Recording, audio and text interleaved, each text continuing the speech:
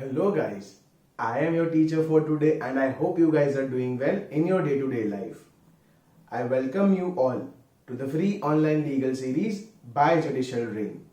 Our today's topic of discussion is what are goods and services under the Consumer Protection Act 2019. In the course of today's video, I'll explain you guys what are the goods and what are the services under this particular act and under what circumstances and what particular object these things may or may not be applicable. Now without further ado, let's look into the PPT. Now we have jumped into the PPT of goods and services. Okay. So let's understand this particular topic with the introduction to further strengthen the provisions for the consumer protection, especially in the new era of globalization, online platform, e-commerces and markets, etc. The Consumer Protection Act 2019 was enacted to replace the Consumer Protection Act 1986. जब पहले के time पे consumer protection act 1986 आया था तो it was much better than the MRTP act 1967. उसके बाद जैसे जैसे ग्लोबलाइजेशन का एरा एकदम से किक हुआ एंड बहुत रैपिडली टेक्नोलॉजिकल ग्रोथ की वजह से हर जगह पे डेवलपमेंट जो है वो इंस्टेंटली होना शुरू हुआ. इसकी वजह से कंज्यूमर प्रोटेक्शन एक्ट उसके ऐसे काफ़ी सारे लॉज को चेंज करने की ज़रूरत पड़ी थी. ठीक है, तो ये जो ऑनलाइन ई प्लेटफॉर्म्स एंड ये सब चीज़ों को इंक्लूड करने के लिए नया particular consumer protection act 2019 was enacted. It inter alia provides for the improved protection for consumers involve in the online transaction. पहले के जो एक्ट के अंदर जो बातें थी वो कन्वेंशनल शॉप्स के बारे में था कि जैसे हम घर से निकलते हैं कोई एक शॉप में जाके कुछ चीज़ें खरीदते हैं, वेरएज ये पर्टिकुलर एक्ट जो है ज़्यादा फोकस करता है ऑनलाइन ट्रांजैक्शंस क्योंकि वो पहले के एक्ट के अंदर इंक्लूडेड नहीं थे.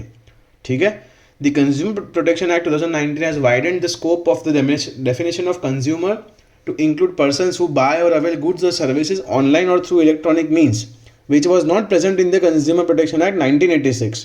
कि पहले के एक्ट में 1 सेकेंड की वो ऑनलाइन ट्रांजेक्शन के बारे में या ऑनलाइन चीज़ें खरीदने के बारे में कुछ मेंशन नहीं था. ठीक है, The Consumer Protection Act 2019 also has included the definition of advertisement as any audio or visual publicity, representation, endorsement or pronouncement made by means of inter alia electronic media, internet और website. पहले के time पे जो misleading advertisement का concept था that was strict to physical advertisements कि जहाँ पे होर्डिंग्स लगे होते थे या तो फिर लोग जो है वो स्पीकर्स लगा के रिक्शाओं में बुलवाते थे so and so tag lines and everything.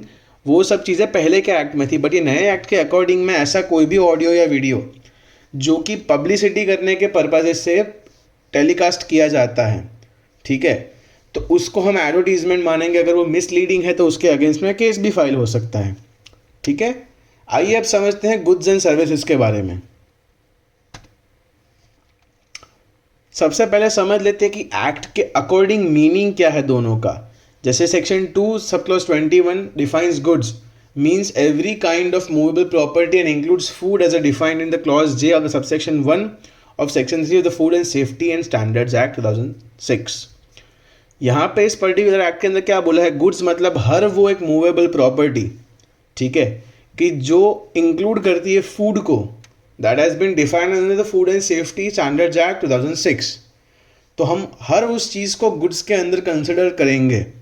इसके अलावा इसकी एक और डेफिनेशन जो है हम सेल ऑफ गुड्स एक्ट से भी ले सकते हैं, दैट जो चीज़ इमूवेबल प्रॉपर्टी में नहीं आती उसे हम मूवेबल गिनेंगे.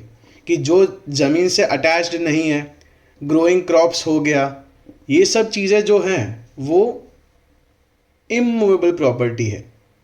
ठीक है, कुछ चीज़ें अगर ज़मीन से जुड़ी हुई, जैसे कि कोई पेड़ हो गया, ठीक है, तो कोई बिल्डिंग हो गई, तो वो सब चीज़ें इमूवेबल प्रॉपर्टी है. जो चीज़ें इस इमूवेबल प्रॉपर्टी की कैटेगरी के अंदर नहीं आती हैं उन्हें हम मूवेबल प्रॉपर्टी गिनेंगे, जो कि काफ़ी स्ट्रेट फॉरवर्ड है. अब आइए समझते हैं what is service. Section 2 sub clause 42. Service means service of an any description which is made available to potential users and includes but not limited to the provision of facilities in connection with banking, financing, insurance, transport, processing, supply of electrical or other energy, telecom, boarding or lodging or both, housing, construction, entertainment, amusement or purveying of news or other information. but does not include the rendering of any service free of charge or under a contract of personal service. ये एक काफ़ी explicit definition है when we come to service, कि जहाँ पे explicitly लिखा होगा कि जैसे कि कोई बैंकिंग हो गया, फाइनेंशियल इंस्टीट्यूशन हो गया, कोई ट्रांसपोर्टेशन की बात हो गई, इलेक्ट्रिकल और एनर्जी सर्विसेज की बात हो गई, टेलीकॉम हो गया, इन सभी चीज़ों को हम सर्विस में गिनेंगे. बट यहाँ पे लास्ट में ये भी मेंशन किया है कि जो फ्री ऑफ चार्ज है या तो फिर जो सर्विस अंडर अ कॉन्ट्रैक्ट दी जा रही है, उससे हम इस डेफिनेशन के अंदर नहीं गिनेंगे. ठीक है, कि जैसे कि अगर आप कोई भी एक जगह से एसी खरीदते हो, वहाँ से आपको बोला जाता है कि आपको एक पर्टिकुलर कंपनी का स्मार्ट बल्ब भी फ्री में मिलेगा, तो उसे जो है घर पे इंस्टॉल करने की सर्विस एंड वो पर्टिकुलर प्रोडक्ट दोनों फ्री ऑफ चार्ज हैं, तो उसे हम इस पर्टिकुलर सर्विस के अंदर नहीं गिन सकते थे. हालांकि उसे हम गुड्स में डेफिनेटली कंसिडर कर सकते हैं that it was an attachment of one product, but वो जो सर्विस है उसको फ्री ऑफ चार्ज है, इसलिए उसको इस पर्टिकुलर एक्ट के अंदर सर्विस नहीं माना जाएगा. ठीक है, या तो फिर कोई कॉन्ट्रैक्ट के अंदर आप सर्विस दे रहे हो, जैसे कि एम्प्लॉयमेंट का कॉन्ट्रैक्ट हो गया. ठीक है, ऐसे काफ़ी सारे कॉन्ट्रैक्ट होते हैं कि जहाँ पे हम सर्विस प्रोवाइड करते हैं, जैसे कि ये स्वीपिंग सर्विस के कॉन्ट्रैक्ट्स हो गए. ठीक है, इन सभी चीज़ों में हम क्लीनिंग के सर्विसेज प्रोवाइड करते हैं. सो एज सच चीज़ें जो है उनको सर्विस के अंदर हम नहीं मानेंगे. ठीक है, before we move any further, let me give you an overview of our website judicialdream.com. As you can see, this is the home page. Okay, here you can find list of books of grammar, judgment writing, essay writing. Okay, as well as you will find certain model answers. Let's say this is for the damnum sine injuria, which we have covered in the video series. All right, so here you will find the introduction and many other things. Okay, then if you have to go for a mock test, you can just simply click on the prelims or the mains. Let's say we just want to click on prelims subject wise MCQ, that is common intention. So you will find MCQs for topics and many other things on our website. And now let's get back to the lecture. So अभी हम आ जाते हैं goods के ऊपर, जैसे कि food, medicine, automobiles, clothing, furniture, ornaments of gold, silver, etc., technology such as phones, laptops, smart watches, ये सब चीज़ें जो हैं गुड्स के अंदर कंसिडर होती हैं. इसके अलावा भी काफ़ी सारी चीज़ें हैं जो अभी हम यहाँ पे मेंशन नहीं कर सकते. ठीक है, इनके अंदर सब कैटेगरीज बन के भी millions of things are considered as goods. But briefly अगर समझ जाए तो ये सब चीज़ों के वजह से मेनली जो है वो सूट्स फाइल होते हैं, जैसे कि ख़राब फूड पैकेट्स आना, या तो फिर ख़राब खाना बेचना बाय द रेस्टोरेंट्स, या तो फिर एक्सपायर्ड मेडिसिन बेचना, या तो रॉन्ग मेडिसिन बेचना. देन ऑटोमोबाइल्स के अंदर वारंटी पीरियड में कुछ चीज़ें क्लेम करके ना देना, क्लोथिंग के अंदर फटे हुए कपड़े आना, फर्नीचर के अंदर उसके ड्यूरेबिलिटी बहुत ख़राब होना, या तो फिर वो इन्फीरियर क्वालिटी का प्रोडक्ट लेना, ऑर्नामेंट्स के अंदर फेक होना, या तो फिर वो प्रॉपर कैरेट का ना होना. देन टेक्नोलॉजीज़ के अंदर भी once again piracy and fake चीज़ें काफ़ी जगह पे बिकती हैं. जनरली इन सभी चीज़ों के अंदर मेनली कंज्यूमर सूट्स जो है वो फाइल होते हैं विथ रिलेटेड टू गुड्स. ठीक है,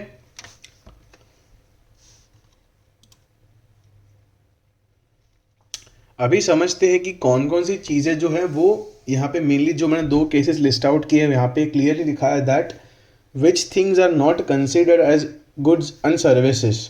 ठीक है, कि ये हर एक गुड्स एंड सर्विसेज के ऊपर अप्लाई करता है जो गवर्नमेंट ने, अगर इफ़ गवर्नमेंट ने ऐसा कोई नोटिफिकेशन बाहर लॉन्च किया है दैट ये चीज़ें अभी इसके अंदर में नहीं गिनी जाएंगी, अदरवाइज वो हर चीज़ों के ऊपर एप्लीकेबल होता है. ठीक है, सेकेंड पॉइंट में लिखा है that land is not a movable and hence not goods, hence disputes regarding the sale and allotment of land are outside the purview of CPA, जो कि Kishan Baldev Gupta versus land of state development corporation 1993 में बोला गया था. Second cases in Shaila construction versus Nainital lake development. ठीक है, यहाँ पे भी ये लिखा है that it was held that there is no higher of services when there is outright sale of immovable property. However there can be deficiency in service and complaint can be lodged. कि यहाँ पे भी ये बोला है कि like explicitly जो sale of immovable property है उसके रिगार्डिंग कुछ दिक्कतें आती हैं तो वो CPA का पार्ट नहीं है। वैराज अगर वहाँ पे डेफिशिएंसी इन सर्विस होती है तो उसके हिसाब से हमें कंप्लेंट लॉन्च कर सकते हैं, ठीक है। उसके बाद आते हैं सर्विसेज के ऊपर, ठीक है। सर्विसेज में ये बोला है that banking, insurance, e-commerce, telecom sector, electric sector, housing and construction services, ये सभी चीज़ें जो हैं हम सर्विसेज के अंदर इंक्लूड करते हैं एंड जनरली इसके रिगार्डिंग ही once again consumer cases file होते हैं, ठीक है। उसके बाद देखते हैं व्हाट इज, इसके बाद उसे केस लॉस लिख देते हैं। सबसे पहला है that Indian medical association versus VP शांत। In this case, the Honorable Supreme Court, through the case, included medical profession and medical negligence within the scope of the Consumer Protection Act, consequently empowering the aggrieved to sue for medical negligence, to sue for damages for deficiency in service by a medical professional or a medical institution in a civil court. इसके according, इस particular case के according जो है medical negligence को हम एक civil offence मान सकते हैं that it was a deficiency in service, ठीक है।